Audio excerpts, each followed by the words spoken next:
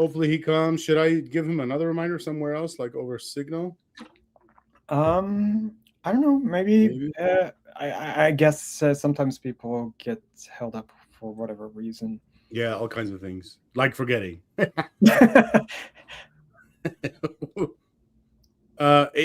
was on. Wissam was the one who. It was his idea. He actually called me. First, he messaged me over one of these apps, and then he called me and we discussed it a little bit. I don't know too much about what he wants to talk about besides just identity. Here's something I like to start with before he gets on. Out of all the topics that ex-Muslims bring up, I think there's only one where I don't really have a good answer. I don't really know what they're asking. I don't know what to say to them. Everything I've ever tried didn't really go anywhere. And it's about identity or whatever the fuck that is. You sometimes hear the words identity crisis. You see them saying things like, I don't know if I'm this or that or what. I don't even know what those things mean, by the way. Like I've seen people struggle even with a label like ex-Muslim. Like, what does that even mean? Struggle? Yeah. I feel that maybe your own exit from Islam wasn't actually as bumpy as some of the people, where it really conflicts with their own worldview, the entire worldview that they had as they're growing up. It felt in your case, because it happened all of a sudden and you were still Rami after it, that maybe it wasn't that kind of exit where it's something that conflicted with the like you're with saying. I think identity. what you're saying is some people that leave Islam in whatever method they left or whatever, by the end of it, they didn't see a part of themselves that was the same as before. I think so. Here's what the way I view the role of identity in all this. You grow up in a religious environment. It doesn't have to be really ultra religious, but it has to be one where religious plays a significant role. And what ends up happening is that this becomes really part of who you are. It's not something like you're saying, oh, I have this kind of theory in my mind about how the world is supposed to work. How am I supposed to have relationship with others and so on? No, it's actually part of your upbringing. The same way that you were soaking up culture and all manner of things from your environment. And You, so when you're trying to revise that, you're really trying basically to put some scaffolding, to take some parts out and to put some parts in. That's probably where this comes in. you know what though? If I think back further in my history, so I left Islam at 33 or something. If I go back to like 20s, Mm-hmm. I remember thinking things like, okay, let me take a step back even further. For people that are watching and they're not American, I don't know how it works in the rest of the world, but in America, they do things like they have these interesting labels. For immigrants, they say they pick the name of where your family's from, I guess, and then attach American to it. So I'm a Arab American or Syrian American, and even the or part is interesting. You get to pick one or something, or you're both. And I already knew, of course, Syrian and Arab is like, it's already associated thing, Well, for a very long time, if you look at the name of Syria, it was the Syrian Arab Republic. So the name was part of it. Okay. Oh, I see what you're saying. Oh, I didn't know that. Okay. So even Syria as a nation was self-labeling itself as Arab. Okay. And the motto of the Ba'ath Party was actually Ummah Arabiya Wahida That Risala Khalida, one Arab nation with an eternal message or something like that. So let me try to finish the point I was making. In my 20s, I remember thinking, aside from that way that America tries to label me, I saw myself as Arab, mostly Arab, some American. And of course, even putting numbers on it is weird. If you're going to put a number like I'm 50% Arab, 50, I saw myself as like half. if we were going to put numbers on it. But I learned otherwise when I went to Syria and met other Arabs. Yeah. By the way, even my dad, who was born and raised in Syria, left at 18 or 19, 18, I think. And then when he would visit decades later, I remember him telling me, yeah, I don't understand them either. I can't operate with them. I don't understand how they're thinking. Right. So my dad, having come to America for a bunch of decades, even though he was first 2 decades in Syria, had changed enough where he can understand how they work. So me even more, right? When I came back from Syria, and I mean as an adult, I was 26. I came back and I thought, I'm barely Arab.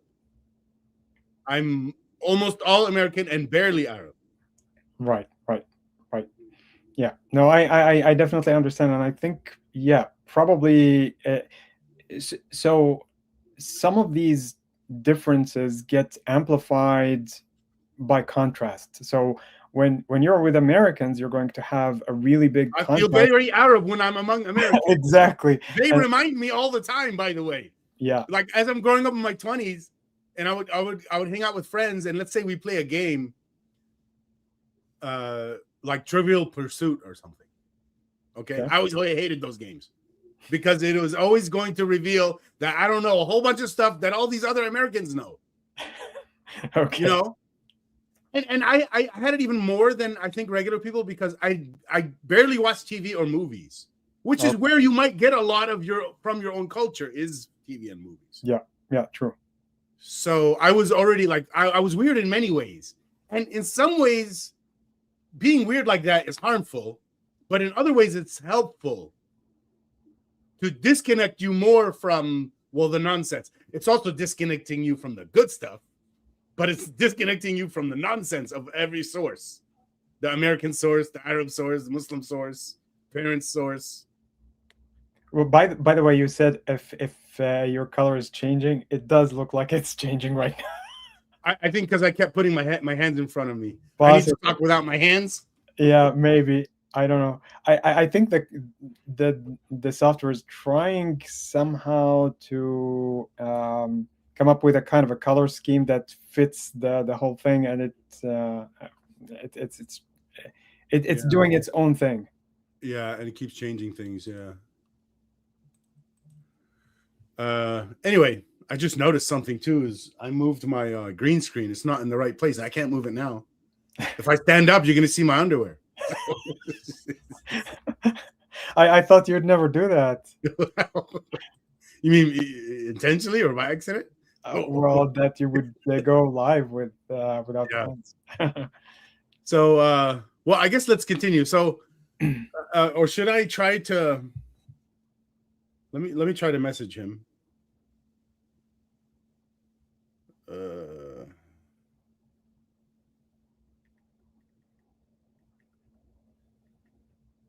Well, so when it comes then to this kind of small differences that get amplified by contrast, I think so. I remember some. I'm not sure where it was. Some kind of a documentary about someone from South America or maybe South Africa, and someone came to the U.S. They were considered light-skinned where they were, and when they came to the U.S., they said, "Oh, you're not light-skinned. You're not." Yeah, so, that is so backwards, so different. Yeah. So they were completely. It's like defining you by what you're not. Yeah. Which is weird because identity is supposed to be what you are. Yeah, and so that this idea of identity has a lot to do with this kind of tribe, the in and out side of the tribe, which means that any kind of little difference is just going to show up, and it's going to make whoever has it maybe suspect in one way. Are you actually part of us or not? Well, related to this, I've seen a type of thinking where somebody will leave Islam, let's say an Arabic person, Arab American, whatever, and now they also want to distance themselves from their Arabic heritage and Syrian. Like, hate Syrian, hate Arab. I don't want to be it. And I don't want people to see me as it. And they, want to change their name. Because, I mean, my name's kind of easy. No one thinks Arab with my name, Rami Rustam. If anything, they think Turkish, Persian. And if it's white people, they're just totally confused. They have no idea. American white people, at least. They have no idea where I'm from. And the first thing they say is something like, Greek? Are you Greek? Italian? And sometimes I think, this happened way later. I came up with another theory. Maybe they really know I'm Arab, but they feel awkward saying, are you Arab? So instead they pick another one, so then I can correct them. Well, you think that's smart? that's possible, but at the same time, very often there is a kind of a misidentification, because the people who are trying to identify you don't actually know enough, and they are relying on stereotype rather than actual knowledge of the culture of something that goes beyond skin deep. But okay, I just thought of something, and maybe it's related to what Gerwak says here, and I'll just explain what he says first. As someone who identifies with multiple identities, I find you have to label yourself.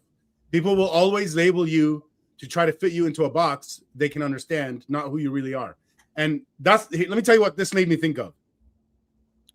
I think the reason people use identities, or a reason, or like a fundamental reason, people say, I want to know what group I'm from, or I'm part of a group, right?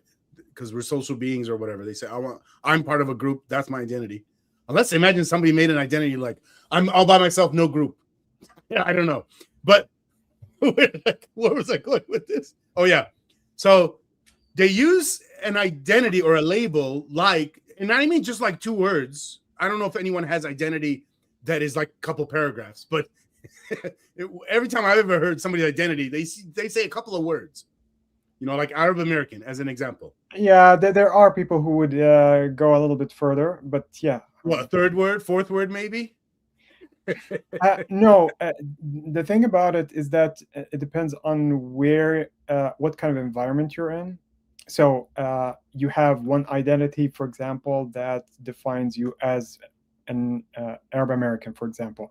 Then you have another identity that defines you as a father, as whatever you do, or what kind of function you have in society, and so on. So you're basically this confluence or overlap of all these, and this is basically who you are. So you're probably going to prioritize one form of these over another, depending on the situation or the circumstance. Yeah.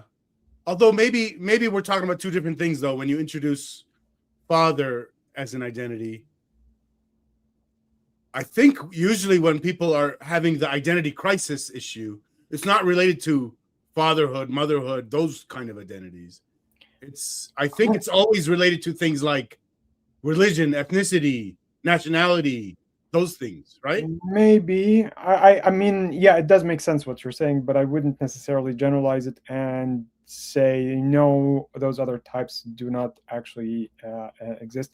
But yeah, and especially for the purpose of what we're doing right now, the identity definitely has to do with religion, with and I'm not saying they don't exist. I'm saying I don't think that's the kind of identity anyone has an issue with. When they come into the ex-Muslim subreddit and say, I have a crisis, I don't think the father label is part of it. Yeah, I agree. Yeah. That's probably a different kind of. We might need a new word to label the label. And here's the point. Why are we using labels in the first place? Why do people want them? Gerwak says here to put you in a box. I think it's because they want an easy way to like understand you and not have to try too hard. And you're Arab American? Okay, I'm done. I don't think I have to think anymore. I know what you are now. Bye. But I don't think any human can fit in a box like that. I don't think any 2 people fit in the same box. So what's the point of the box? And what's the point of the damn label? Well, I think what we started with, the idea of tribalism, probably that's what it is. You mentioned at the beginning how we as humans are socially driven, that we are social animals. It's definitely something that defines how we interact with others. So when you're talking about tribalism, there are people who belong to my tribe, and there are people who don't belong to my tribe.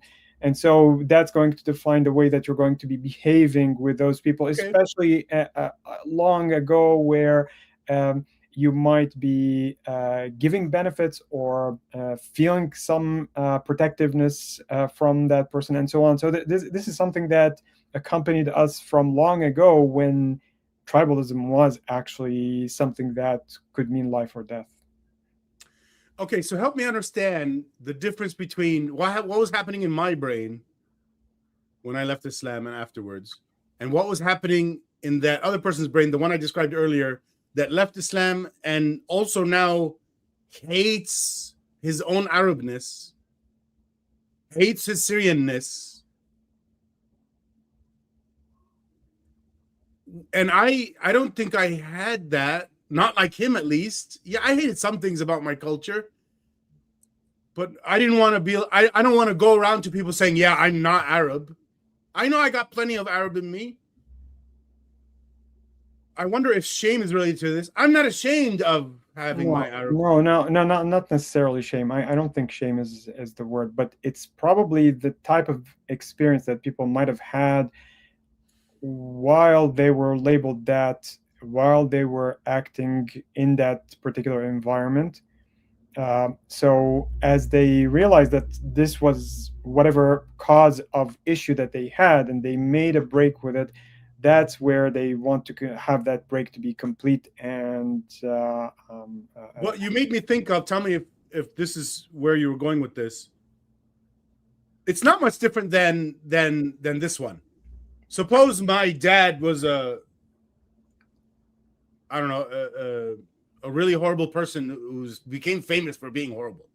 Like, let's say your dad was Hitler. And then suppose you were like, okay, now I'm ashamed for being me or being the son of Hitler because of how people treat me or whatever.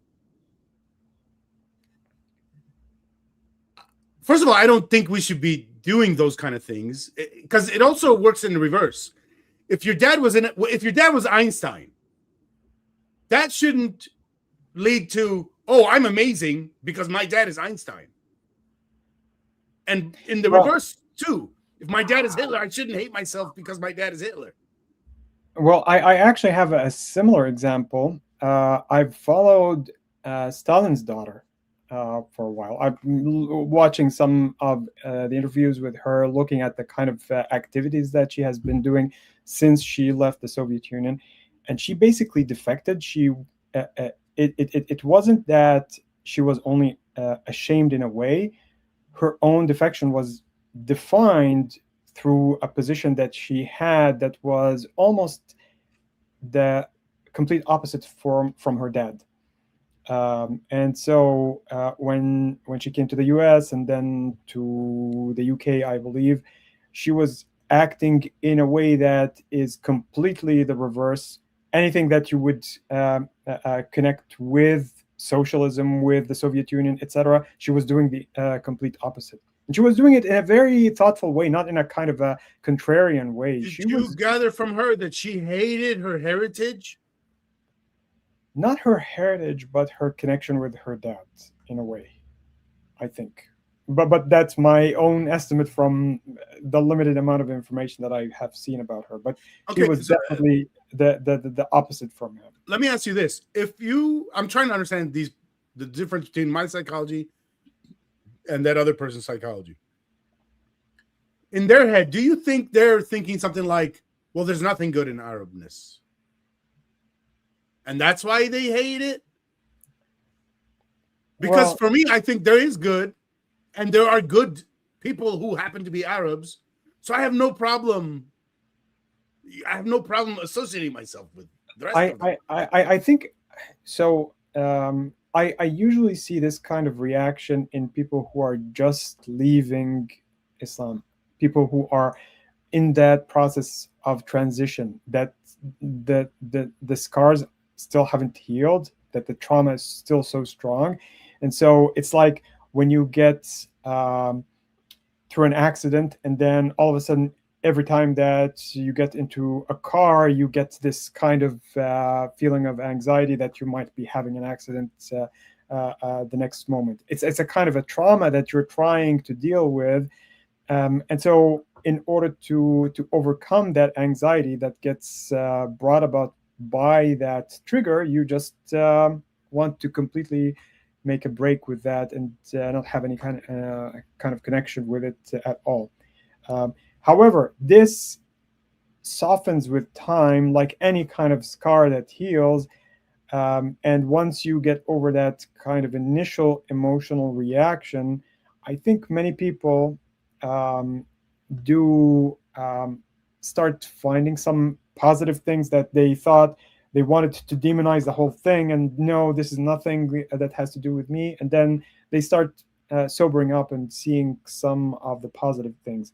And in your case, I don't think that was the issue, because your upbringing did not actually force religion down your throat in a way that some people feel it. You didn't live in an environment where you were forced to act in a way that's different from what you think you should be acting. And so that transition did not actually have that kind of bumpiness that some of these people face. Yeah, mine was like falling off a cliff.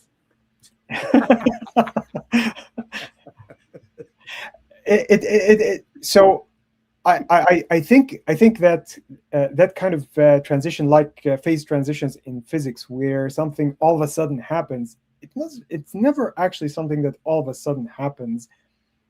It's something that has a lot of things happening in the background, or in the underlying layers, that make that transition like this straw that breaks the camel's back, as it were. So it appears like something all of a sudden happens, but it's actually something that had a lot of preamble. Yeah. Let's discuss something from the chat. Songs of Deprivation says, if I don't know your identity, I would be very threatened by you. I don't really know what he means, but if I was to take these words, that's also saying you're threatened by strangers. I don't think that makes sense. No. And I'm guessing they don't mean that. Well, that's the part that I was talking about at the beginning, when we did actually think about strangers as potential harm. Now, take a look at how we live today in cities. You're living with thousands, if not millions, of people in the same place. You do have some awareness of strangers, of course, but you're able to get by. You trust those strangers with so many different things in your life. You go buy your food from someone you don't know, because there is some kind of a guarantee that we have from the communal state that now has it's a rough kind of guarantee, because any one of them could be a charlatan, somebody trying out to get you. It could be, but there are mechanisms today that exist that never existed before. Hey, and hello, guys. I'm sorry that I'm late. I had It's okay. Little accident that we had to deal with. Oh, I'm sure it wasn't that bad. No, just a garage door. Okay, well, we already started the discussion off, and we've already had a good discussion. I guess you haven't heard any of it yet. No, I'm sorry, I didn't. No, that's all right. Well, it was your idea to have this, so why don't we give you the floor? Tell us what you wanted to talk about today. Well, no, I thought that there was a nice discussion in the last episode that you had, and it was a wonderful episode about Arab identity, and I thought it would be nice to discuss that in person. It's always enriching. I've been working with that subject for a while now, done a lot of reading. I had a book published around the subject, not directly, called The Awaited Arab State in English and Arabic.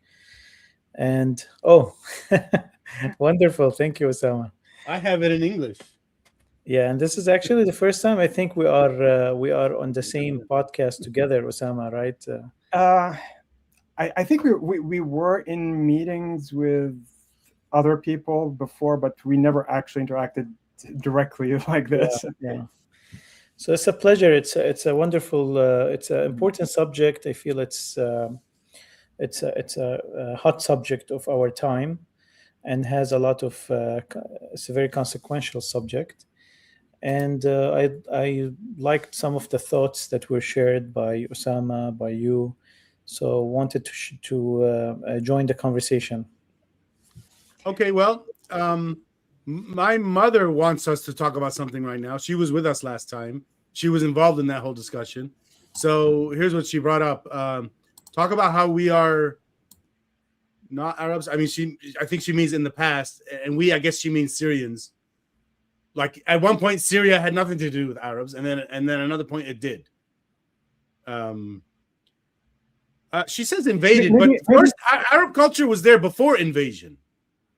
Well, maybe as a kind of a way to ease into this, Okay. maybe Wissam, you can tell us a little bit what is meant by Arabness to begin with, as a kind of an abstract concept, not specifically with those generic definitions that you might get related to language or something of that sort.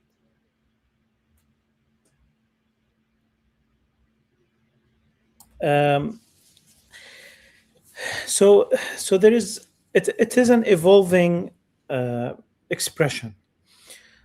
Originally, when they search historically for the word Arab, they look for it in artifacts, and it is mentioned as early as the Egyptian calligraphy. It was mentioned as old as that, a name given to those who the nomad society that would pass through Egypt. And then there is a definition more related to the birth of the language. The Arabic and Nubtian language. They came from the same origins. Mm-hmm. And the history of Arabs goes back to about 10,000 BC. There's different cultures and different names given to groups of people living in that region, but Arabs were also a name given to the region of the northern Arabs, which is the area now that covers the greater Syria and Iraq and also North Egypt. And then there was the southern Arabs, which were living in Arabia and all the way to Yemen. And there is a misconception that the true Arabs are the Arabs of the south, not the Arabs of the north. But it's actually a Nabati, and then the Arab Nabat. And Nabat is from the Nabat, is from the people who worked with agriculture. There were Arabs that worked with agriculture. They were in the north, and there were Arabs that were Bedouin Arabs, and they were in the south. They both spoke the same language that eased the trade that was at the time of the modern Arabs about 1,500, 2,000 years ago. We know that just to clarify, at this time, there was only one language being spoken in the Arabian Peninsula, or what? There is lisan and there is language. So there is the language, and then there are the different dialects. Yeah. So, but even if you look at the Nabateans, they did use a form of Arabic, not the Arabic that we recognize today, but they used colloquially a kind of Arabic, but they at the same time also used a lot of Aramaic and so many different varieties of things that also overlap with Greek at some point. So Arabic was a component, definitely, not in its current form, that's for sure, but because the Quranic Arabic eventually evolved scripturally and grammatically from Nabateans, it's definitely related to that original type. Right, 100%. Language gets a little bit more complicated, and definitely the language of the Quran was not the language that is overwhelming, which is the Qurashi, that the Quran was written in the Quraysh tongue due to political decisions. But that was only one dialect of Arabs. There were multiple dialects within Peninsula, within Mecca itself. And then there is a variety of dialects when you go north. How far are these dialects from each other that you can prescribe them as different languages? Then, the linguists then will have their opinions about that. But what we know is that Arabs had ease communicating with the Arabs of the north, and that facilitated the trade. And that's actually one of the secrets of the smoothness of the Islamic conquest, the Islamic expansion in the provinces of the Roman Empire that were in the North Arabia, and where provinces were in the northern Arabs were provinces that they spoke Arabic. Now, when we say Arabic, we don't mean the language that we speak today. It went, the Arabic language went through a lot of various evolutions, as every language did. Exactly. And that when the Arabs who were already in trade relationships before Islam, when it came to actually clash with the Roman Empire and replace the ruling of the Roman Empire by the ruling of the Islamic Khilafah, one of the ways that was facilitated is by the people of the locals, the locals of the provinces, these provinces, which is Greater Syria, for example, and also Greater Iraq, which was it was much smaller than Greater Syria at that time. We're talking about Busra and a little bit to the north of it. The locals actually were they were welcoming to the Arabs. There was no resistance. They were integrated. They preferred the way the Islamic Empire ran things than the Roman Empire ran things, right? Not only that. I don't want to go to there is such a spectrum of narratives that it is shocking when you hear one narrative compared to the other. So maybe we can just focus on the question itself that we started with, which is the definition of Arabs, instead of just going into all these discussions of history.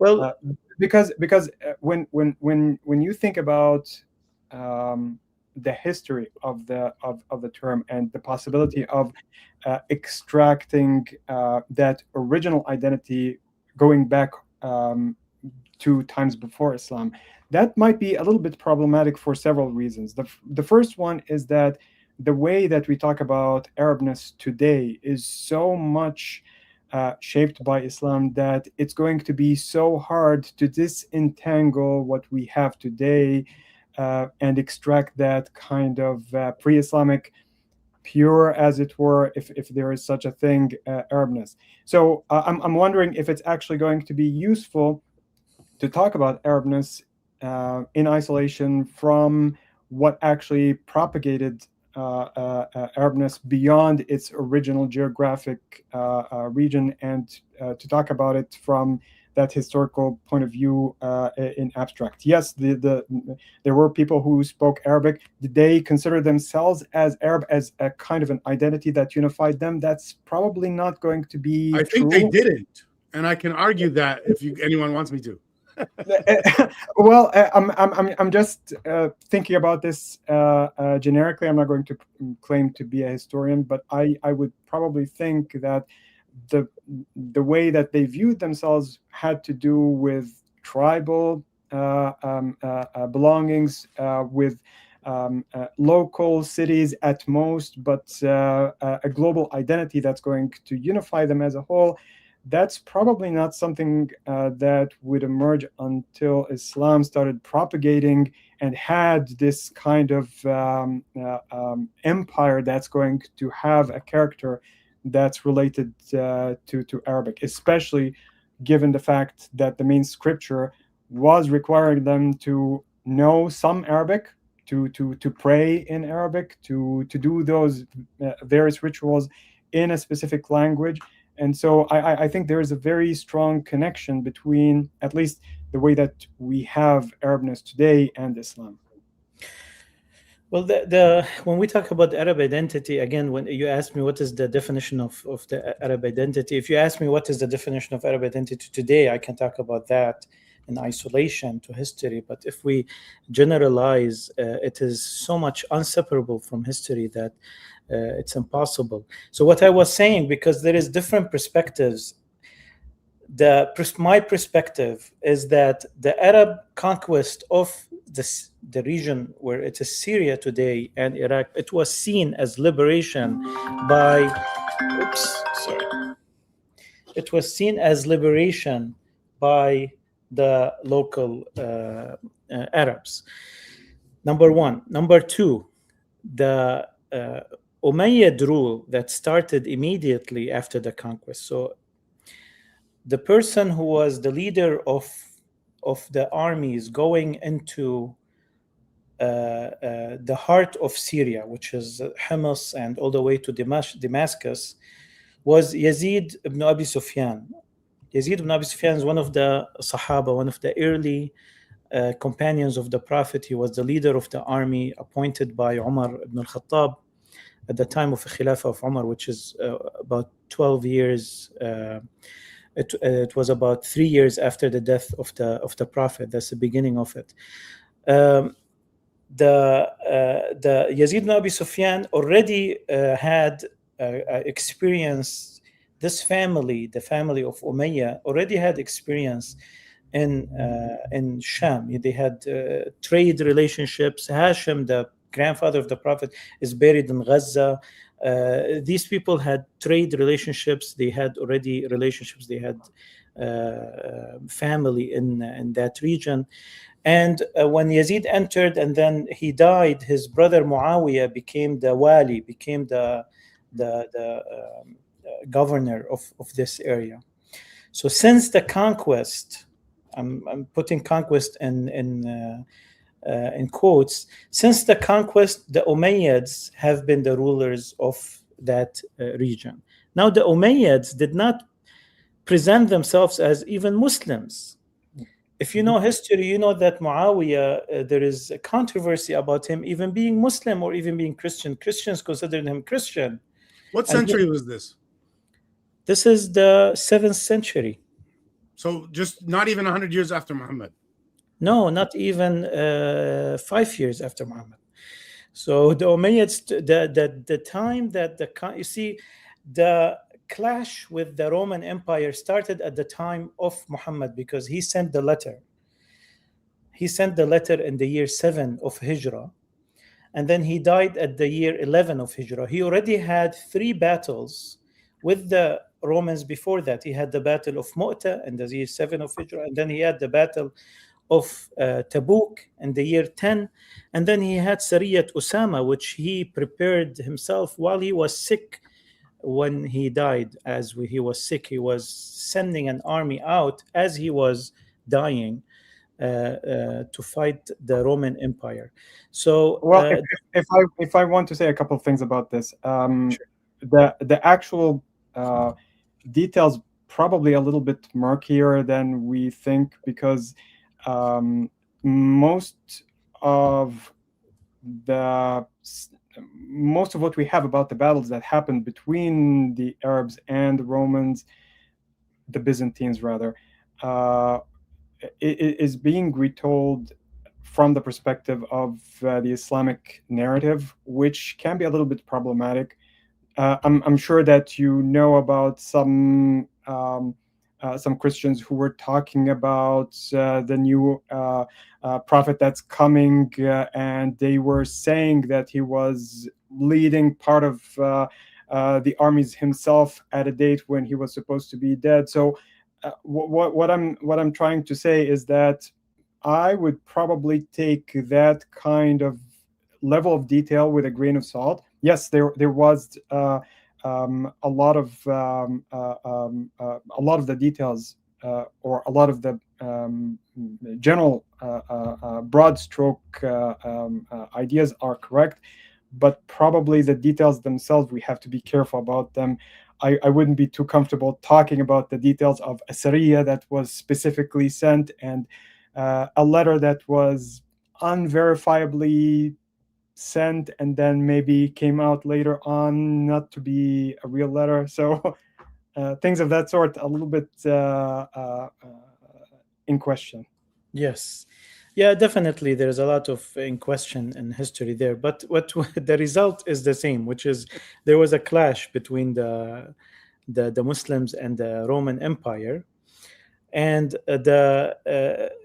immediately when the Prophet died, there were already conflict between the Roman Empire and the Islamic state at that time. It wasn't even a state. It is actually established into a state by more Omar, really. Abu Bakr ruled for 2 years and he died, and then Omar took over and he really started establishing the Islamic presence as more of a state rather than a tribal alliance that the Prophet has succeeded in putting together. So they started acting more like a state, and when when Abu Bakr died, it was in the middle of the Battle of Yarmouk, a major battle that actually was detrimental in that series of conquests. The Umayyads, they took over the rule. They actually, what is known about Muawiyah is that he actually has adopted some Christian sects, gave them more opportunity for self-expression than they had during the presence of the ruling of the Roman Empire. And he facilitated debate among Christians. He had a government inclusive of Christians to the extent that they were the majority of his administration. He allowed Christians to participate in the army for the first time in Islamic history. Bani Kilab constituted a large portion, and it's a Christian Arab tribe, of his army. And it is well known that Muawiyah died, and he was wearing the cross when he died. Now, I don't think personally Muawiyah was Christian. I think he saw himself as a leader that is accommodating both Christians and Muslims, nor did a lot of people see a huge difference between Islam and Christianity at that time, as Islam was seen as an extension of Christianity, or really one sect of Christianity. But so the people of the region flourished. And I saw a question there, was it also seen as liberation outside of Arabia? No, I'm talking specifically, of course, it wasn't seen as liberation by the Amazigh of North Africa, but I'm talking specifically for the Northern Arabs. It was seen as liberation. They actually had a better conditions than they were under the Roman Empire. Although the Roman Empire wasn't that bad, by the way, but that end of the Roman Empire, the last century of Roman Empire rule was harsh. If you read also the history of that time, there was a plague that was causing the Roman Empire weakness, that they relied on the provinces with more taxation. So the people didn't even see it as really occupation. And at that time, the term colonialism has not been really born yet. See, colonialism is when you go into a place and you treat it like an oil well. You just suck its resources and enslave its people. But that was not the characteristic of much of the Islamic expansion at that time, because they would... Roman Empire definitely did that, right? And the Islamic Empire later on, when they went into India. The Islamic Empire did that in some regions, and the Roman Empire did that in some regions, but the Roman Empire also in general, we cannot generalize that on them, because some regions also flourished under the Roman Empire. So I want to also give them the, that side of history, that they have a positive perspective on. And the Islamic Empire did the same thing. They allowed the leaders of the it was an Islamic tradition to let the same leaders become the leaders of their people once they accept Islam. And what is accepting Islam at that time is basically accepting the new empire that you are part of. And that was the norms at that time, that you switch empires. People live in their towns and villages and farms, and they pledge allegiance to the new king or empire that takes over. It's not really characteristic of colonialism that was born later on in the 15th and 16th century.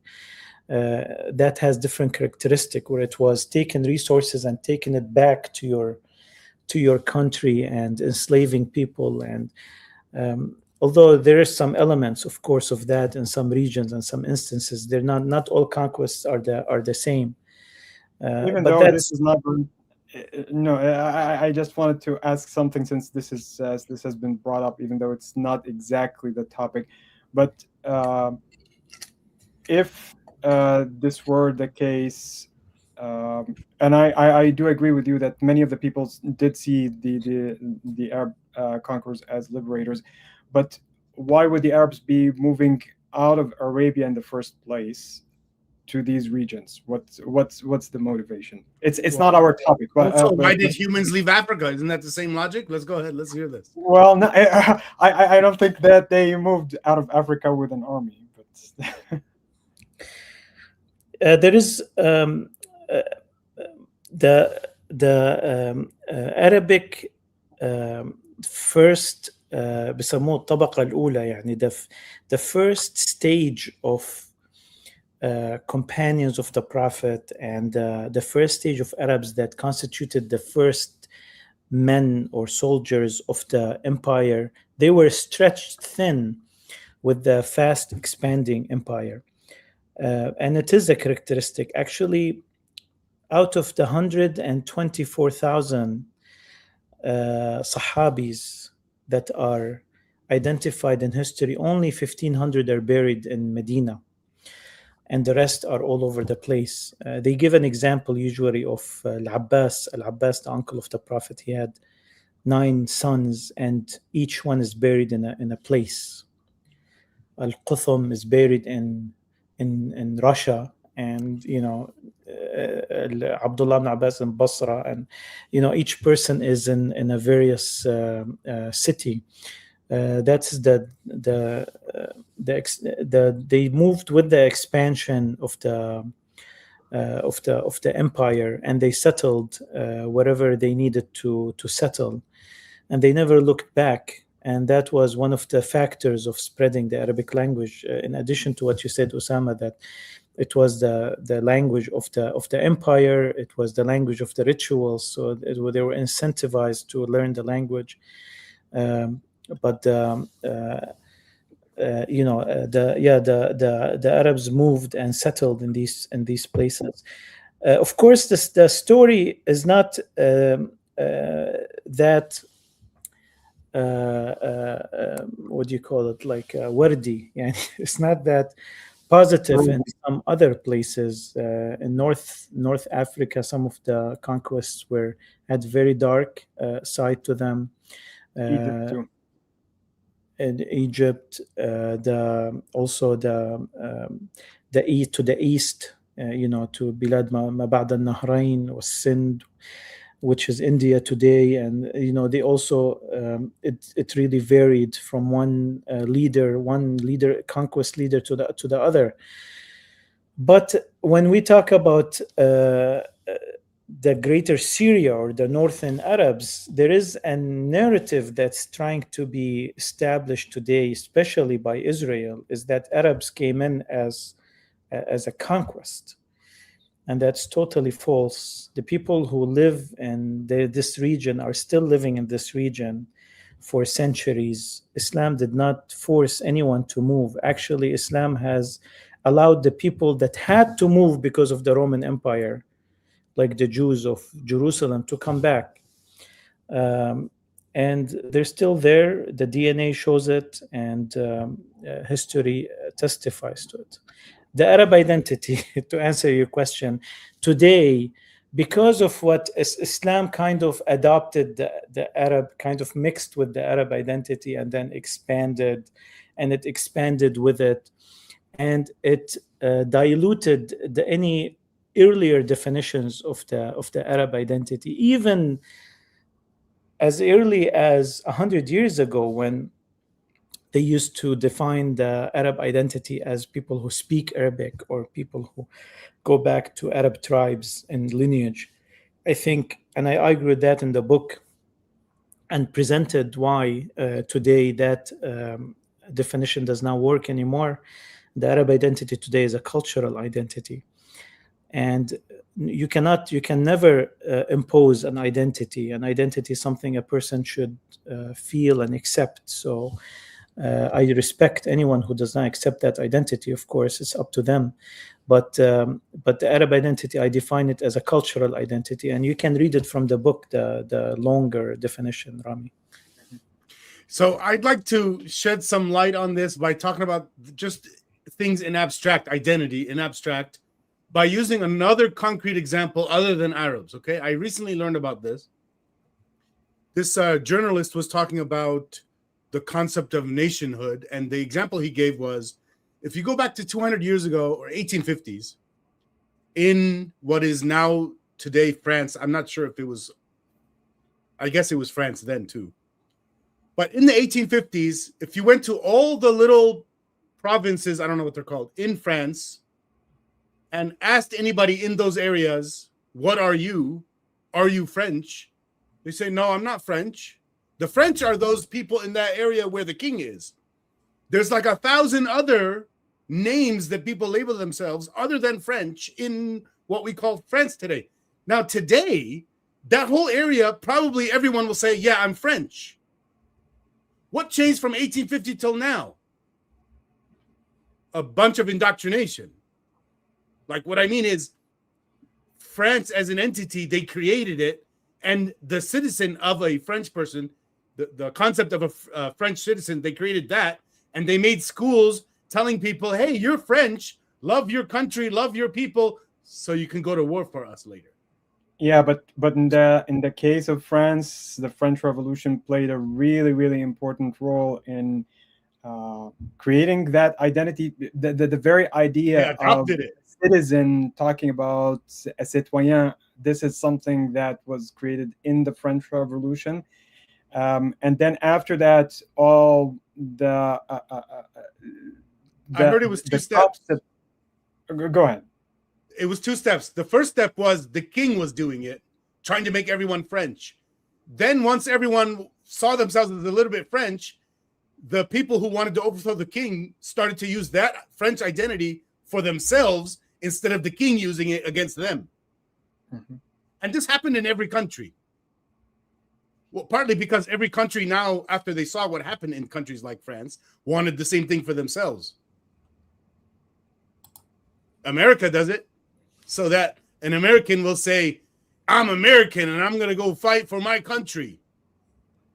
And you know, it's saying my country's better than yours. It doesn't matter too much about other countries. That's what this person was explaining. It makes sense to me, especially when you consider the way they design school systems to brainwash us. So now when I try, by the way, you can use another example too, Neanderthals. Usama, are you Neanderthal? Answer. Are you Neanderthal? Well, I probably have some Neanderthal 3%. DNA somewhere. 3% of Neanderthals were in North America. So I'm sorry, Europe. So 3% of people's genes in Europe is Neanderthal. If you go to the Far East, 3% of their genes is Denisovans, which is another thing like Neanderthal. Well, the point is we're mixing a lot of mixing. So now bring it back to the Arabs thing. It was a lot of mixing, and it's always mixing. I don't think it's ever going to stop. Why would it? It's a lot of mixing, but what I was saying at the beginning was that the way we understand Arab today and throughout history, beyond the original seed of different people who might be speaking Arabic, who might have some some tribes that were considered Arabic, Islam played the crucial role in defining what Arab is. That's the main point that I was trying to get across. And so that actually leads me to a different thing, which is related to what your main thesis in the book, Wissam, which is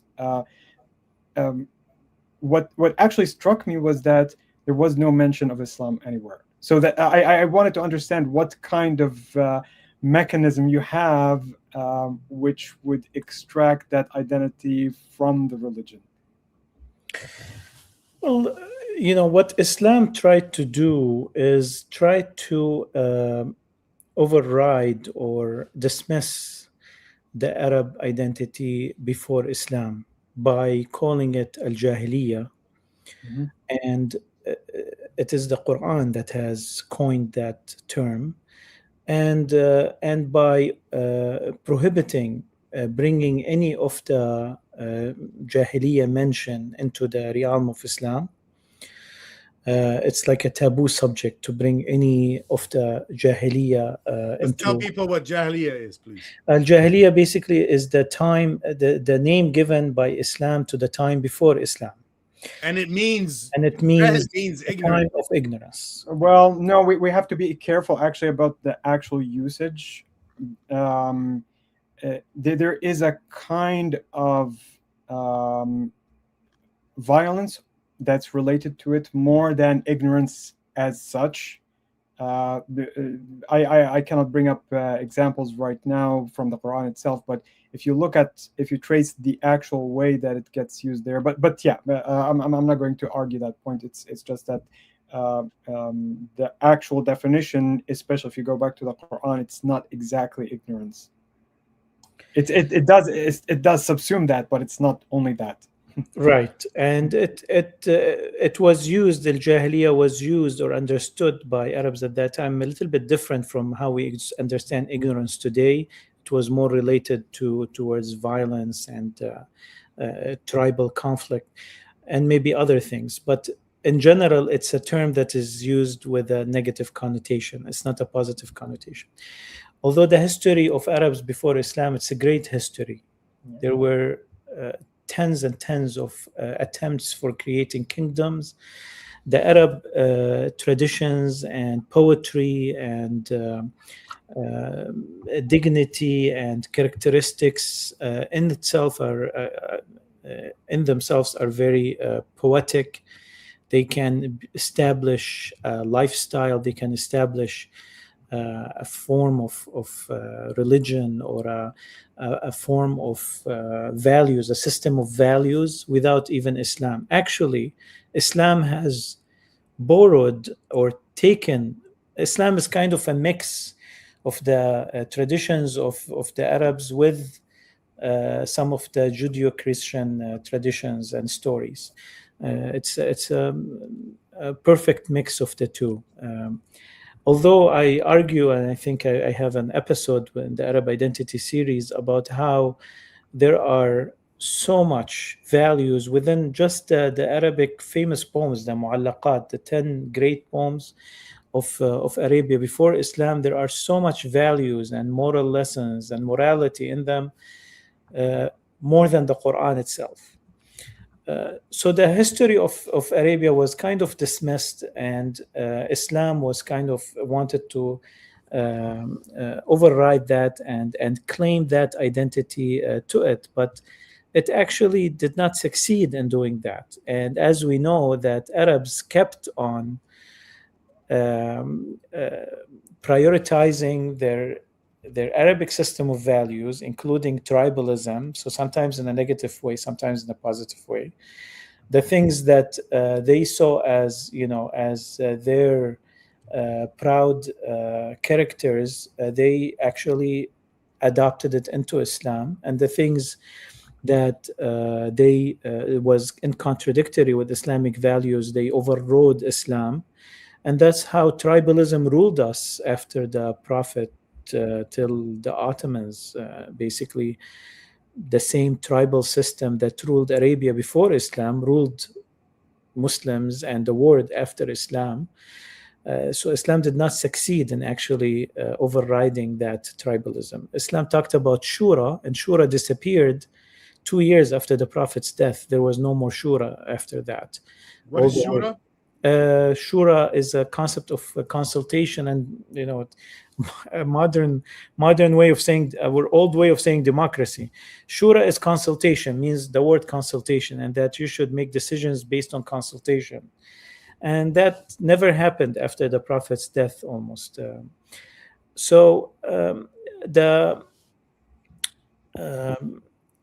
Sorry, what was the original concept that we're talking about?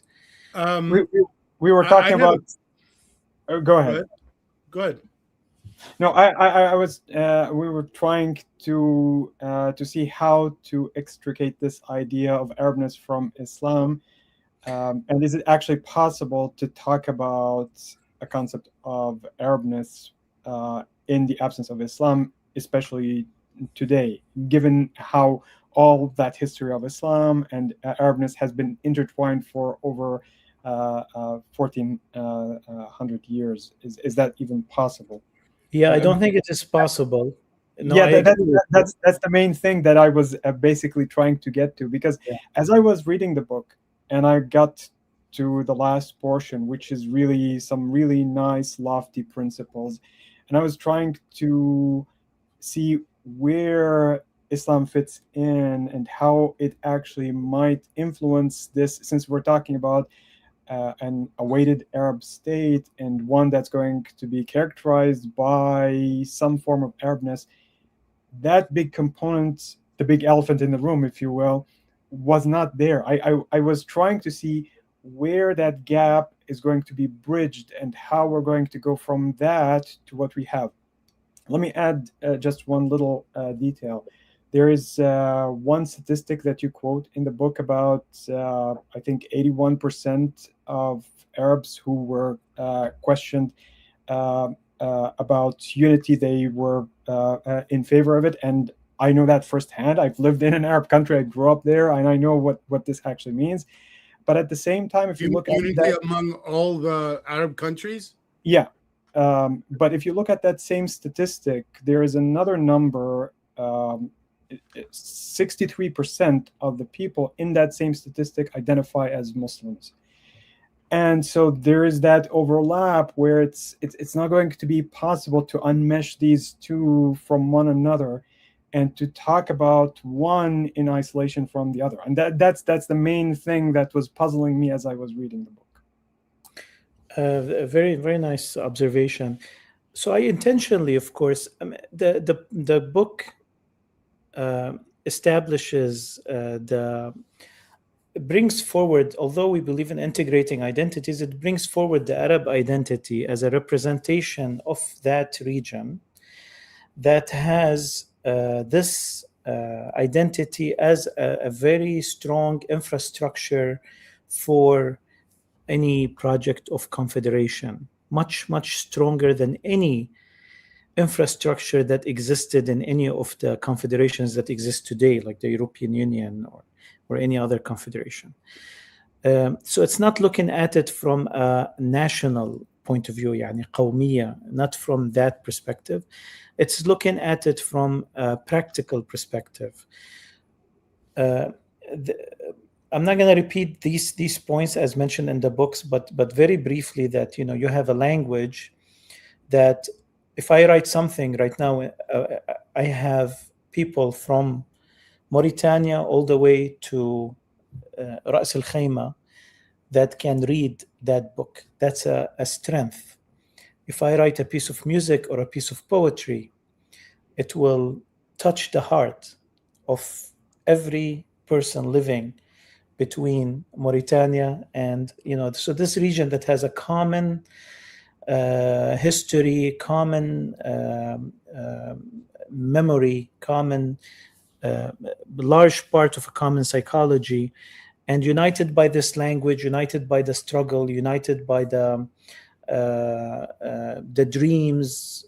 I don't want to go into, I'm not even talking DNA or ethnicity. I'm just talking this shared history for a very long time, and the shared language that actually creates a bond among the consciousness. When we are reading and being influenced by the same set of vocabulary and poetry and words, when all of us are interacting with Kulthum and Nizar Qabbani and Mru' al-Qais and Mutanabbi in the same way, that has a strong uniting factor معنويا يعني in a psychological way.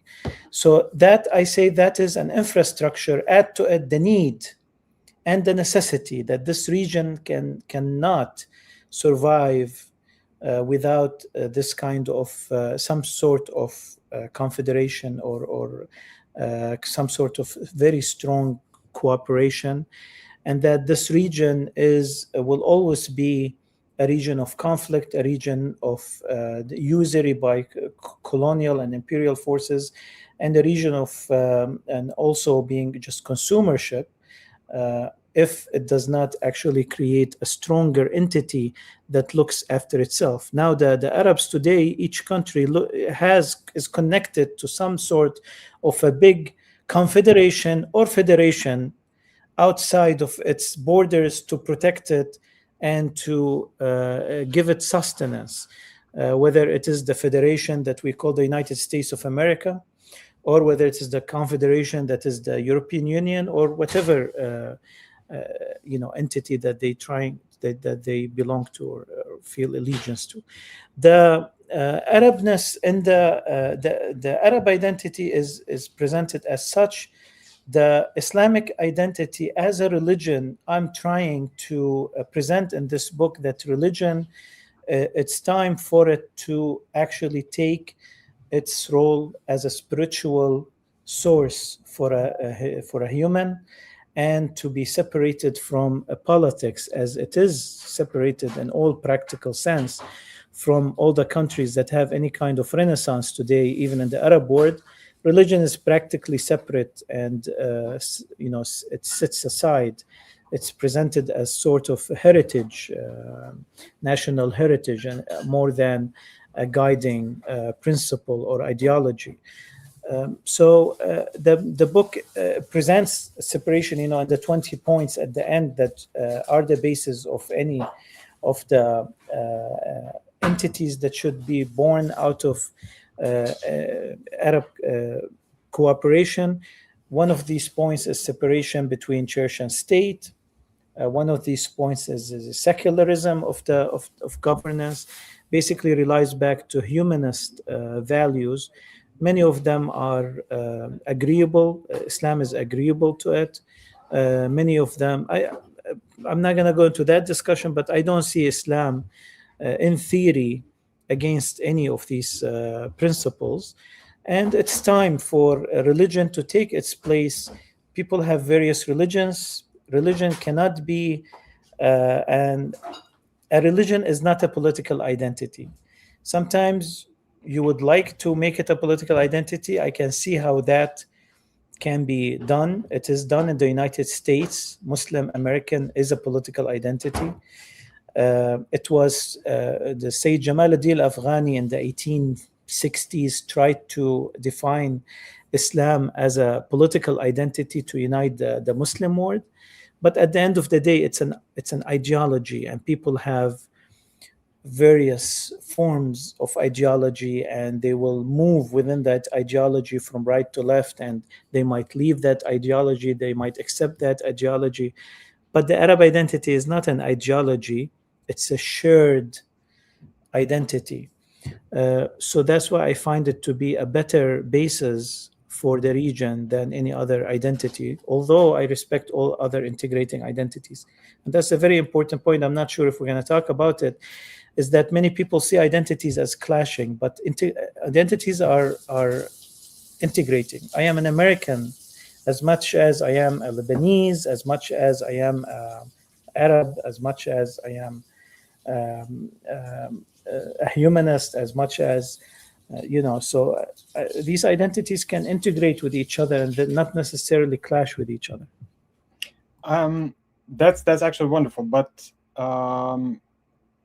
there are a couple of things. For example, you mentioned the Renaissance and how the values, especially the value that the values that are outlined in. We lost Wissam's camera. I'm not sure he's still here. Oh, there he is. But we can't hear you now.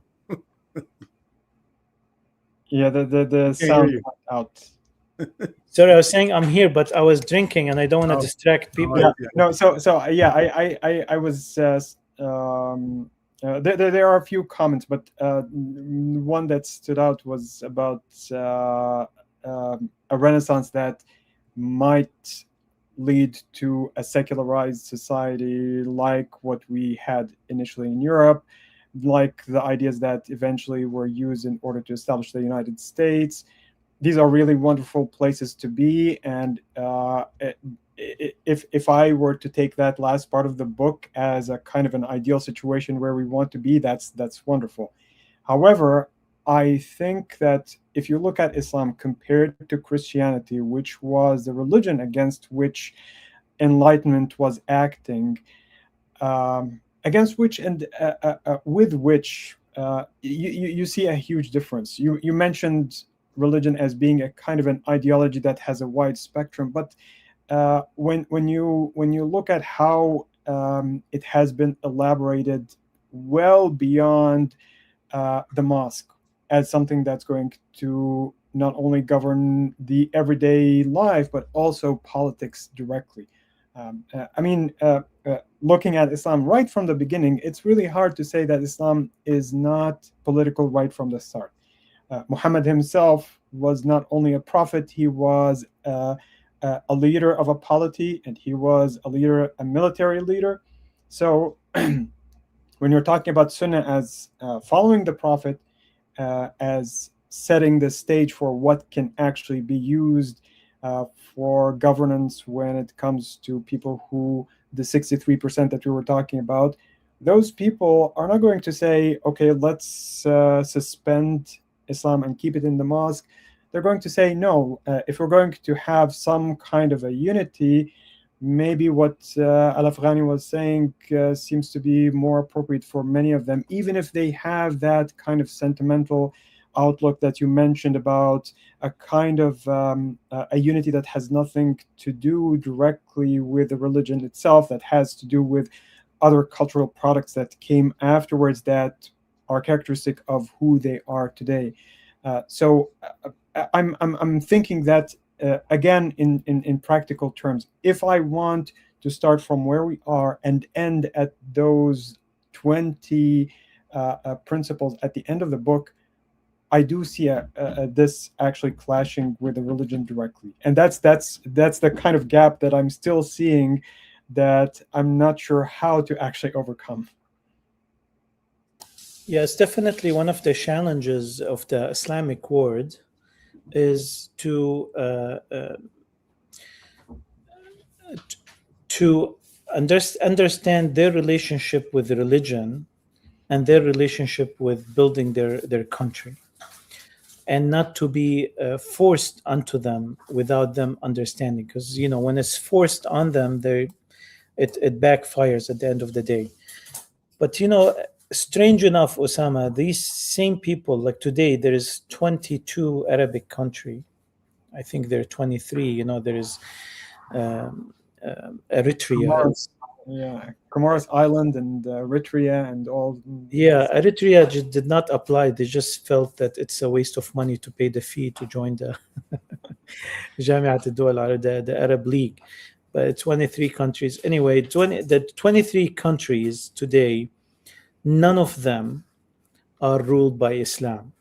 I mean, we had Saudi Arabia as the last one, and Mohammed bin Salman has, liberated it from the strict adherence to Islamic Sharia.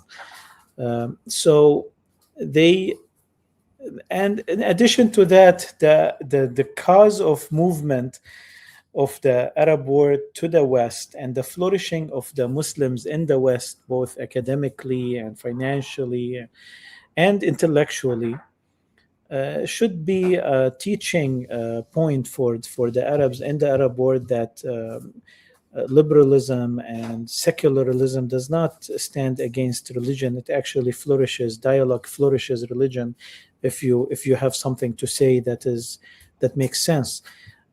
So practically, the Arab world is already separating religion from politics to a certain extent.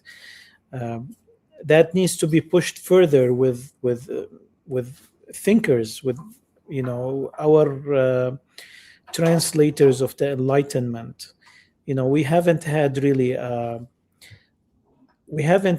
a full Arab Enlightenment or Renaissance yet. The Arab Enlightenment that was born in the 1820s, 40s, some say actually 1799, since Napoleon entered Egypt.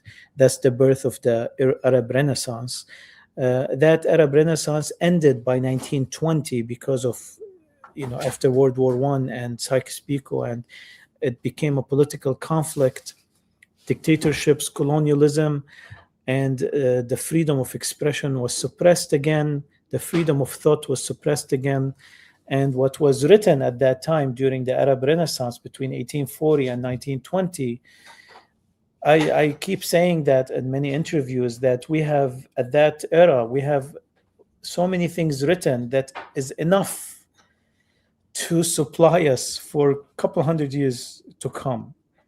But we don't read that era. That era is very poorly published and spread. But so it was kind of aborted. It did not really come to maturity and flourish. The Arab Spring, that is our expression of, it's kind of our French Revolution. Yeah. It did not really also, it was also aborted by the interference of external forces, by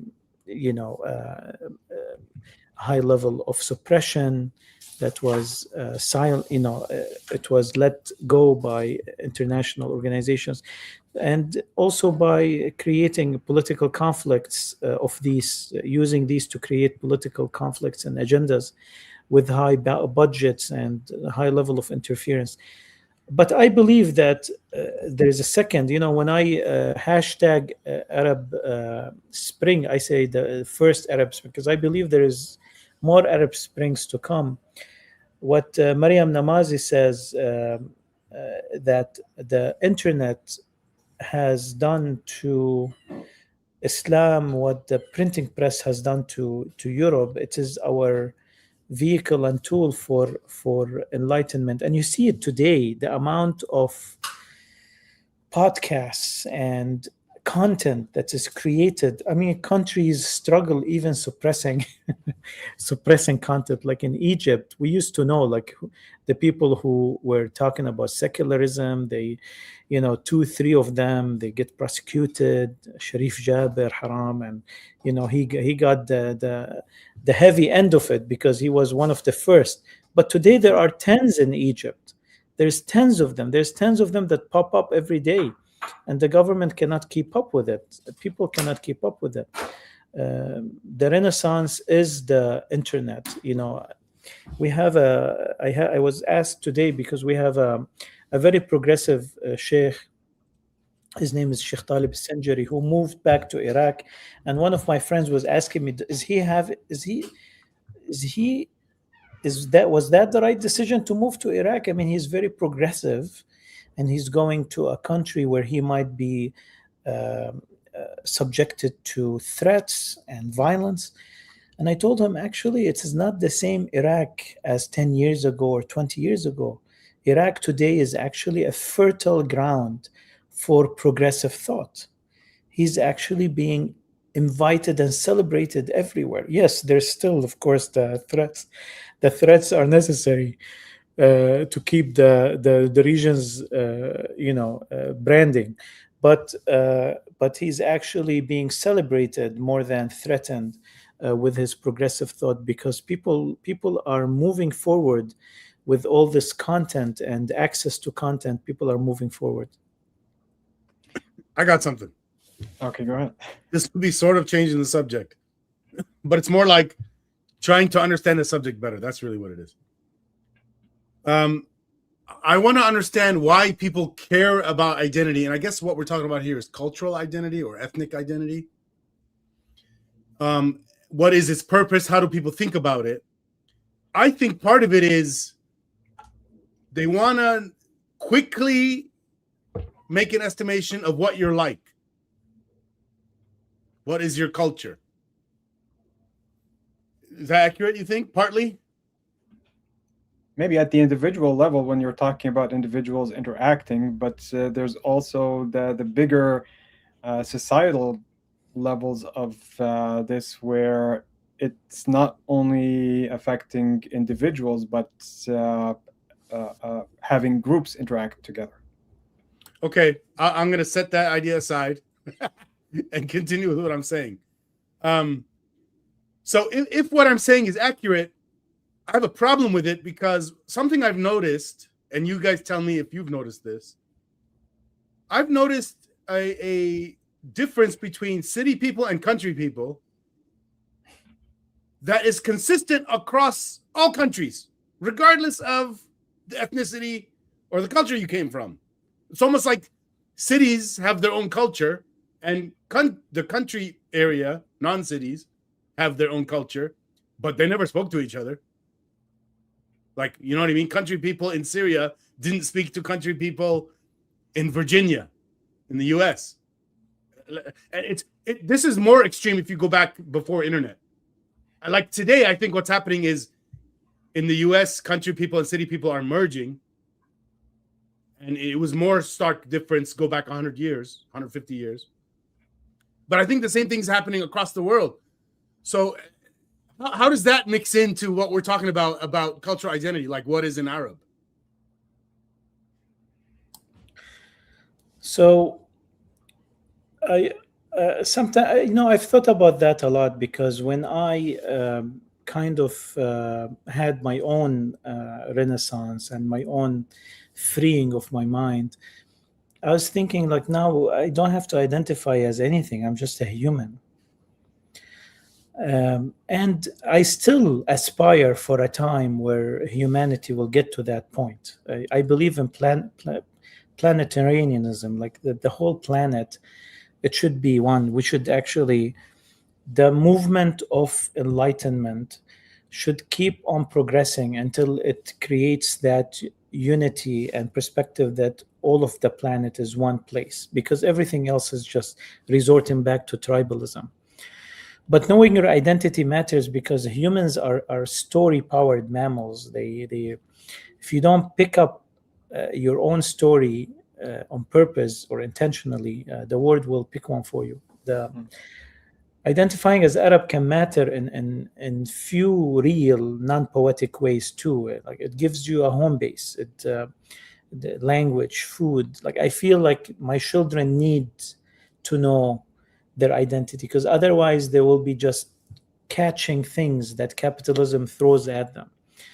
Knowing their music, knowing their family code. Assuming they like those things, then it's theirs. Yeah. Yeah, well, they can pick and choose, and they can mix it with other things. But at least they have a home base to go back to. If they're confused or they don't know, they can go back to something that is most probably going to be comfortable to their, because there's memory embedded in their genes, and there is a level of comfort that is cultural comfort that they grew up with. It gives them vocabulary for their history. It connects them to a long, complicated timeline that is rich, can be very inspirational. And very important thing is that when you are a threatened identity, when we have areas and countries that are attacked or oppressed because of identity, when you have an ethnocentric state that's trying to erase your identity in a certain place, then knowing your identity becomes a sort of resistance, becomes kind of insisting on being, on staying, or on resisting oppression. It also resists stereotypes. It can be a personal compass. It can be a source of strength and solidarity. So It's important because identity, if it's understood well, it makes you a person who's harder to be manipulated. And it also makes you a person who's open to a more rich and deep history. So you have a stronger roots, and I believe that if you have a stronger roots, or you realize your stronger roots, it allows you to grow and function better. But this is all because of our situation today. But what I aspire for is we get to a point where we don't have to deal with this. But you see the world today. The world today is closing. Everyone's closing their doors and claiming their identity. By the way, I see the same thing in the American identity. American identity needs also defense and needs resistance. And there are people who are attacking American identity and trying to take it places where it wasn't or it isn't. And I see myself, and I've talked about this in the Arab American Heritage Month, that we as Arabs and Americans, we have two struggles. One is defending our Arab identity, and another is defending the American identity, because we understand Thomas Paine, we understand Benjamin Franklin much better than someone who feels that, from a person who feels that their American identity stems from a race or from white supremacy or from some religious brand. I got something. You're the host. You don't take permission. General again. If we look at identity as the thing you say when people ask you what you are or where you're from, and I know this question is asked differently across the world, but in America, because there's more mixing here than other places, it's more like we're more skilled at how to answer that question and how to ask the question. So the question is always asked, where are you from? If I say something like I'm Arab American or Syrian American, it leads to more questions. So I think the answer is bad. I've come to an answer that nobody asks any more questions about. That means it's a full answer. It's a whole sentence, though. When people ask me where I'm from, I say, born and raised in USA to Muslim parents who were born and raised in Syria. I think that captures almost everything anyone might want to know. There's no more questions. If they're going to ask any more questions, they start asking about, well, is Syria Arabs? Then it gets, but then that's not me anymore. That's just Syria, Of course, somebody could come up with more questions, but usually people are satisfied from this. So let me put that back at you then. How are the labels helpful if I need a whole damn sentence to describe myself? Well, if you're trying to navigate in a kind of a social space, like what we were talking about at the beginning, you have people of your group, you have people from other groups, you're going to be dealing somewhat differently depending on which group you're talking about. In principle, that shouldn't be the case. In principle, like what Wissam was saying, if we're going to be dealing with each other, the best way is to deal as humans. But that's not how we deal with each other. This is not who humans are. Will that label work though when we've met the aliens? Are we going to differentiate ourselves from the aliens? I guess it depends on what they're doing to us. That's exactly the point. It depends on what they're going to do. Yeah, I always find it. I always find it that you'll be wrong if you generalize. But you can speak of identities in terms of historical perspective. But when it comes to an individual, you can never judge him by their identity or whatever, even whatever they identify themselves. You cannot judge them by that because each person is intricate. Yeah. I remember in high school talking with someone and they said they're Assyrian. And I said, Syrian? Because, my parents are from Syria. They said, no, Assyrian. I'm like, what the heck? Mm-hmm. What is that? That still exists? What? I remember that from school earlier and, being the empires, from the couple thousand years ago. So I don't know if this. I'm my guess. I think back then I thought she's confused. Now I realize, okay, maybe she's not confused, and there really are a lot of people that consider themselves Assyrian. Yeah. I don't know if they also consider them like they must have other identity labels with it too, right? Would you It say? depends on whether they are talking about. There are different aspects of this, depending on whether they consider themselves Syrians or Arameans, or they have also Chaldeans. So you have all There these. are people today that still speak Aramaic, right? Well, Syriac more. Aramaic they consider it as far as I know, as a kind of an identity rather than a language, because the language that Aramaic itself is more related to Jewish history. Syriac is the kind of Aramaic dialect that ended up being related to Christians.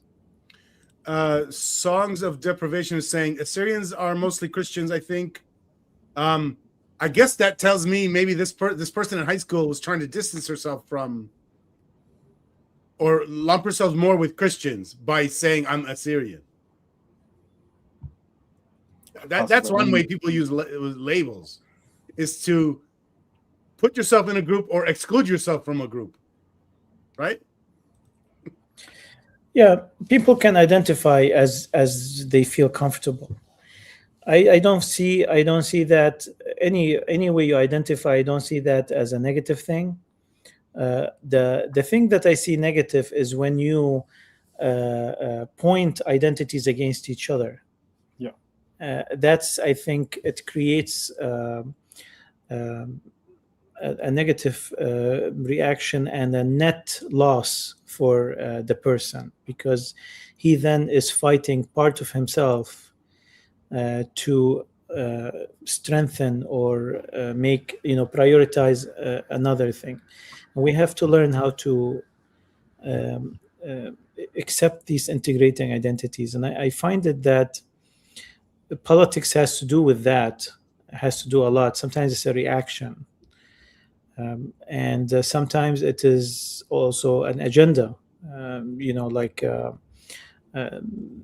sometimes colonial schemes in the early century, they tried to play on that theme to implement some colonial agendas. But today, I feel we are richer with more integrating identities. I actually hold integrating identities training for student government members in few high schools I mentor.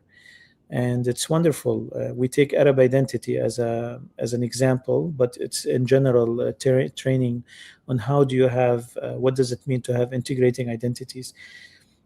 My kids, they were always, sometimes they argue, say, no, I am Lebanese, no, I am American, no, I tell them, Baba, you don't need to be this or that. You can be both. You can be that. And yeah, that's what we were talking about before you joined in. We were talking about how you are different people in different contexts. Can I ask something again, following up on our initial idea? Maybe I can run something by you, and you can tell me what you think.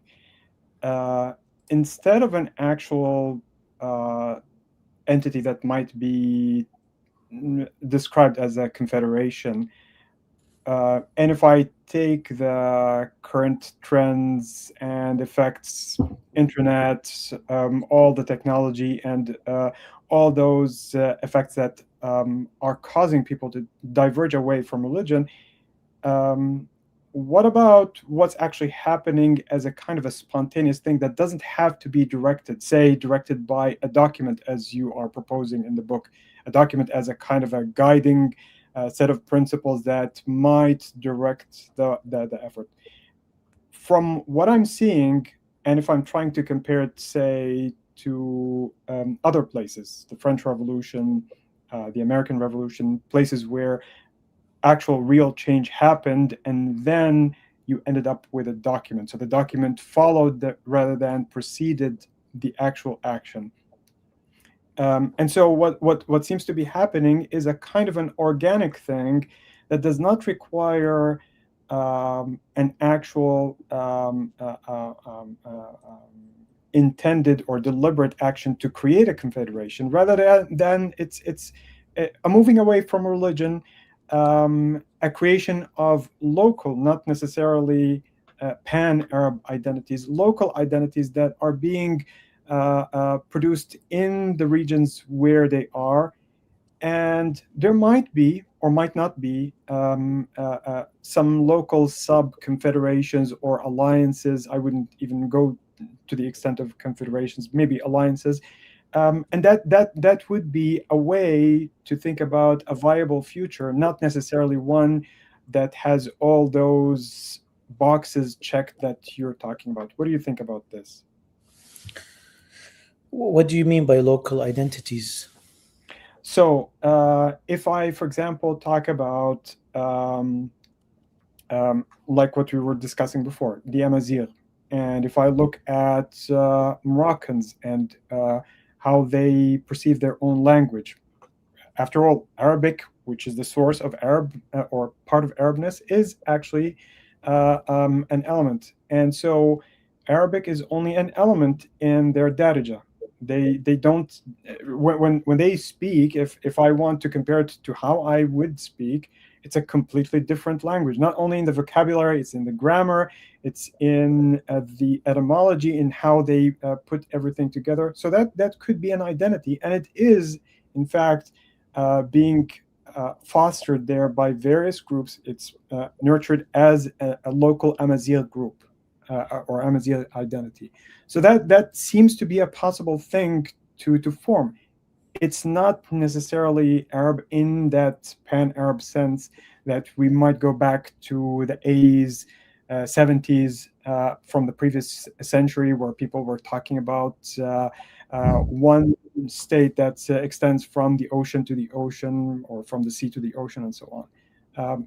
That seems to be something that is organically happening because of the fact that the constraints that might have been imposed by colonialism, the borders that exist today, are now facts on the ground. They're no longer something that you can say, oh, these are actually preventing people from interacting with each other across the border. Yes, there is a border, but when I talk about a border in 1916, that's not the border that I have today in 2025. The border that we have in mind is a kind of a construct of the modern world rather than of that world way back. So when we're talking about Sykes-Picot as a kind of lines on a map that separated people, they were actually lines on the map for a very long time. People did not actually really respect them as lines that separated them in an inherent or a genuine way. Yeah, I mean, already there are local identities formed already by the division of the Arab world to 23 countries. There are already local identities that have been created by that division. It doesn't make sense to me, but it makes sense to most people. For example, I do not watch the Arab Cup that just finished because I really don't feel I have preference from one team from the other. Maybe also because I've been away from the Arab world for a while. But I feel that I have the same connection with every Arab team equally. So there is no sense of competition for me, so I don't enjoy it. It's like having your children play against each other, and you cannot take the side of one to the other. But these Arab local identities have been created, and some people believe in them, and they don't believe even in pan-Arabism or even Arabism. Some of them, they feel that I'm an Egyptian and that's it. I'm not even an Arab. As an example, because I have a friend who says that. So these have existed. The way my book speaks to them is that you still need some sort of a unity. Now, you can do something like Egypt was trying to do a unity between Egypt, Turkey, and Yunnan, Greece, I think, these three countries. There was an attempt between India, UAE, and Israel to have some sort of you can do all these unnatural, but still they're good. They're good for money. They're good for business, but they're kind of unnatural. Like the Egyptian would not feel any motivation for such a unity or cooperation other than it having a financial benefit. On the other hand, the Arab region is connected in a very strong way that people, and like you quoted the Arab index that I've quoted in the book, it always shows with all this sectarianism, with all this nationalism that is planted in the Arab world, and nothing that calls for unity is encouraged in the official public curriculums. I even remember there is a play, very famous Arab play for Adil Imam called Shahid ما شاف شي حاجة. I'm sure you're aware of it, Osama. And there is a small clip in that play where Adil Imam goes on stage and starts shouting "Tahya al-Wahda al-Arabiyya," like long live the Arab unity. And that section was cut from the version that I watched in United Arab Emirates when I was a kid. I was surprised when I left to see what was cut. Yeah, I don't remember it being cut, actually. I remember seeing it. Yeah. Well, your experience is probably different, but yeah, I don't remember it being cut. Yeah, so I'm talking the 80s version. So that was cut. And anyway, the Arab unity is not the Arab Great Revolt of 1916 is not taught in schools except in Jordan. A lot of Arab history is suppressed. With all these factors, still Arabs feel connected. They feel, the Arab Spring, when it started in Tunisia, we saw how it spread. We see how the feeling of connection with Palestine. Well, I don't need to explain this. An Arab sees it clearly. Yeah. But here's the thing. What you're talking about seems to be connected more with an emotional affinity rather than an actionable thing. Like people would say, yeah, we're all Arabs, but then when you were comparing that situation with the Arab Cups, people are going to go and cheer for their team or for a specific team against the other team, and it's going to have a very national component to it. Like, yeah, this matters a lot that my team wins against the other country's team. So it's the number is. I'm sure that almost everybody, the 81% that were quoted in that statistic, does actually represent a real group of people, and it might be even more. But what does that actually mean in practice? What does it actually translate into when you're talking about, okay, let's become one country? Does that actually incentivize people to act, to go beyond just saying yes? Is it really the country's governments that are really preventing that, and people would just flock in droves in order to do that? I feel that it's not at the top of agendas of people. There are so many different local things that local concerns that might have greater priorities in their mind than this kind of thing. I mean, the rhetoric that had to do with uniting and becoming one big country, growing up, this is something that we heard every day and night, on the TV, in the papers, in the mosques, everywhere. This was everywhere. It was basically, right now, looking back at it, it feels like Nasser came and did a few things and inflamed the minds of people in a specific context, the Arab-Israeli context. and then that fizzled out. And you mentioned in the book how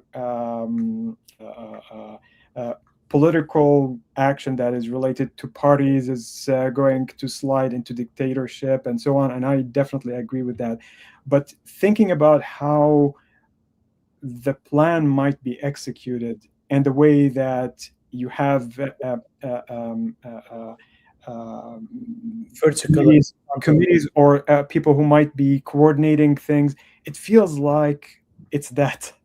So is it that, or are you proposing something that's radically different from that rhetoric we grew up on, that was really more emotional than something that actually has some substance? Yeah, no, I'm saying that the emotion is the infrastructure, the popular demand. So we have no resistance as far as people's loving or wanting this. The physical, and there's something in the English version, by the way, Osama, I didn't put in the Arabic. I tried to do the Arabic as short as possible because Arabs don't read. So I made it as short. So it's 1/3 of the size of the English one. But in the English one, I actually transcribed an interview with Dr. Ali Allawi, was the deputy prime minister of Iraq at that time, and also the minister of finance. And he was telling the interviewer that the region Iraq does not have the capacity of a financial independence or renaissance without a strong cooperation with the region. It just doesn't have these factors. The region was divided in a very linear, simple colonial fashion. As the famous statement, draw a line from the edge of Haifa to the Cay of Kirkuk. That's the Psychus Piccola. Basically, they wanted an oil line from Kirkuk to Haifa, and that was the basis of that split. Families are split. Resources are split. And then you put systems in place and dictators and small factions that have the benefit of keeping status quo, so they will fight any kind of unity. And like I have family. There's Charafeddine in Yemen and Egypt. I have family in Iraq. My cousin just got the citizenship in Iraq, and he's Lebanese. I'm Lebanese. We have families that split. We have a culture that's split. We have resources that split. Today, the Arab world cannot survive without some sort of working together. Not only that, that's in the nature. If there was a world peace, the Arab world cannot flourish without working very closely together. But that was if there was world peace. In addition to that, there's all this threat. There are forces that want to keep the Arab world split, weak, and split further. Israel just supported the small group in South Yemen that want to separate. The first announcement this group made is that they have normalization with Israel. Israel today, Netanyahu said, we recognize Ard al-Somal. They splitting Somalia into two countries. One is Somalian land and one is Somalia. And he said, we recognize Somaliland right away, anything that splits the Arab world. We saw how South Sudan was split from Sudan in a very, very sarcastic way. The main language that unites South Sudan is still Arabic, but they did not pick it as the main language. There was no language that makes sense to make it the official language of South Sudan. It's tribal. There are so many languages. Except Arabic, it's the most common spoken and written language in South Sudan. So they picked English. The national anthem of South Sudan is in English for a population that does not speak English. It is so ridiculous that how much colonialism has done in splitting our countries. It doesn't make sense. It keeps us weak. And furthermore, we need to have some strong entity that we can rely on and that does not want to suck our blood. And we have to rely on each other. and we always fall to these conclusions.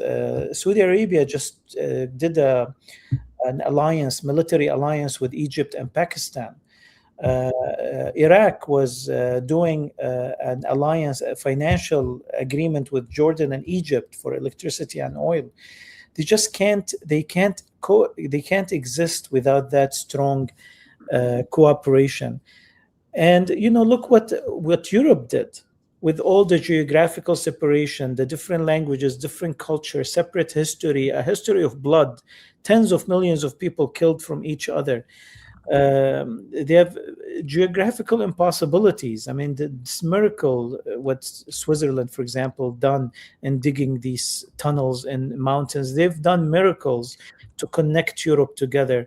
And just after World War II, few years, 7 years, actually 9 years after World War II ended, they did the Roma Agreement, which was first step. They did like an agreement on metal, steel, and other things, and then it grew, and then it grew into the European Union. But when they time it back from the Roma Agreement, and Europe today it's a miracle. It's an amazing miracle of a human cooperation and unity, and they do not have even 10% of the factors of unity that we have in our region.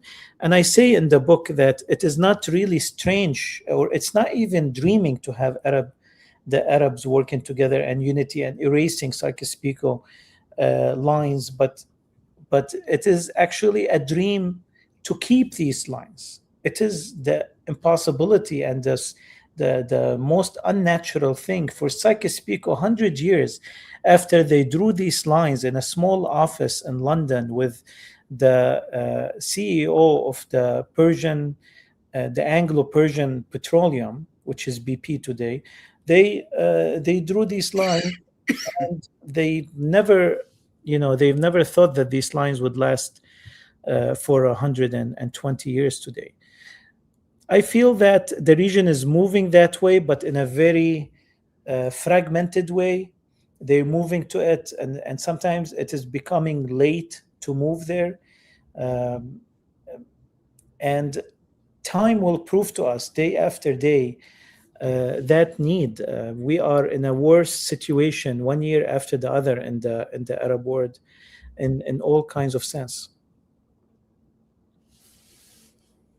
You're muted, Rami. Oh, I have a little point to make. Thank you. Usama said something, reminded me of something before you came on, Wissam. And then a little bit later, you said it's okay to label yourself. Where it can be bad is if other people are labeling you. And I think you said it's usually, or all, in maybe most cases or all the cases, it's malicious. So here's an example. And this one isn't a cultural identity. It's a racial identity. But in any case, people try to use the Arab identity as a racial one also, right? Sometimes it's not always they're thinking of culture. Sometimes they're thinking of race. So the example Usama gave was, if there's a light-skinned black person in Africa, and I don't even know that they use those words, by the way. I think they don't. I'm using American language. That light-skinned black person comes to America. Americans call him black. That person is confused because in Africa, they're not called black. And separately, I already knew about some type of stuff happening in America where they wanted to call these people black for a malicious reason. But then, just like that happened in France with the king and then later the revolution, black people in America started wanting to use the black label for themselves so they can unite against oppression. So like this, even the label black, a race is old. We're really old. I don't know how old, longer than culture. And we very newly started using the term black, at least in America, different in different places. Now let me bring it back to Arab, where some people try to use the Arab identity as a racial one. How does all this make sense here? Everybody? I don't know. I mean, I mentioned maybe a couple of times before in our discussions. I did a DNA analysis, and it's a mix of all sorts of races in the region. So, if I want to say, um, I am Levantine, I am Egyptian, I am Arabian. I'm all these. I have percentages from all these in me. So, um, in today, when people want to speak about race as identity, it's really problematic because of this. If there are other aspects Because of all the mixing. because of all the mixing, but there are other issues with it. But this in particular, if you're talking about it as a kind of race, as something that could be pure, there is no such thing. All humans have intermixed for as long as you have humans.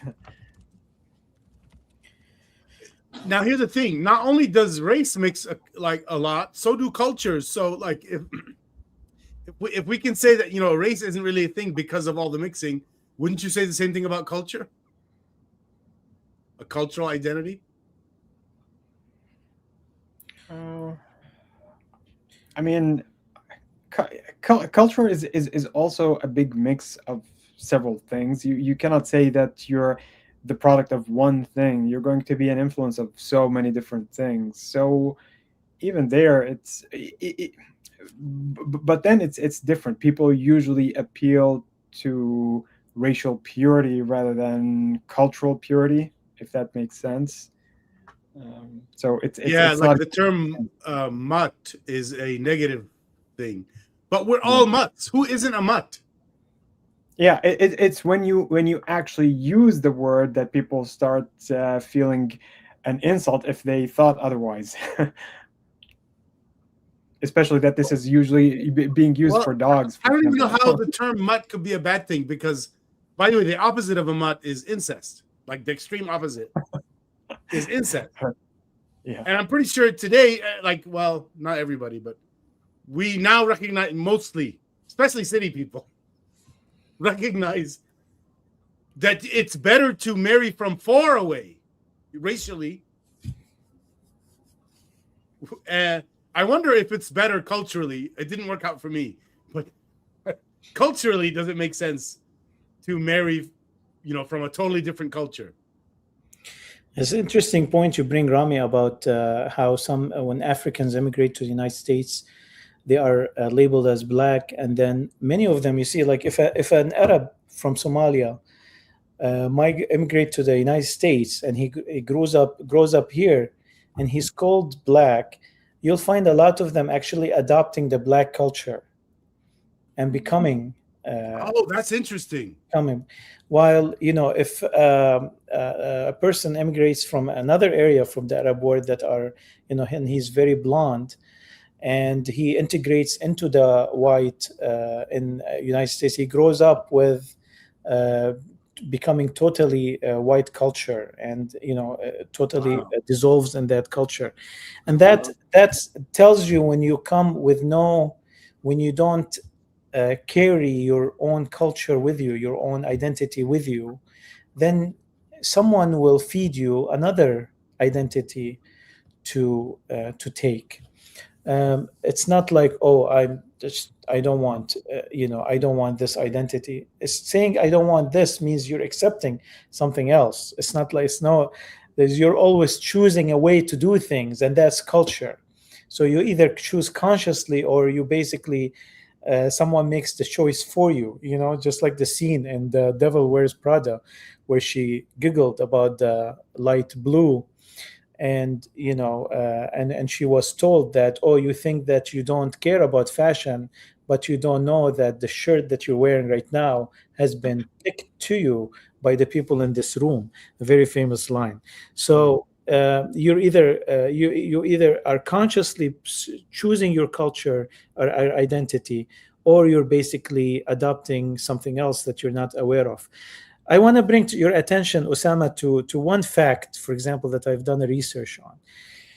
To build a railroad from Morocco to UAE to Dubai, it costs anywhere, depends, on so many other factors, but it costs anywhere between 100 to 600 billion dollars.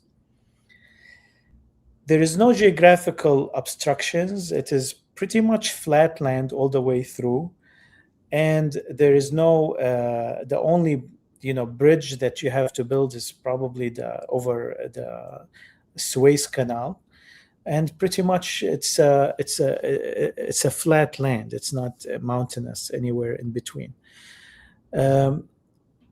The language is the same wherever stop. It's not like you're traveling in Europe where every stop is going to have a different language, and English became the main language of tourism. In the Arab world, wherever you stop, yes, they will have different dialects, but they will know as an Arab to speak to you in a dialect that you will understand. Well, there are exceptions to that, but in general, you'll get that, especially with the public education that is in standard Arabic in the Arab world. So, and how much did it cost Qatar to host the World Cup?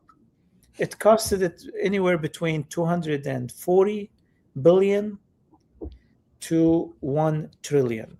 The Qatari numbers, they exclude the infrastructure. They say the infrastructure is for the country, it's not for World Cup. But if you include the infrastructure, it goes all the way to about $1 trillion.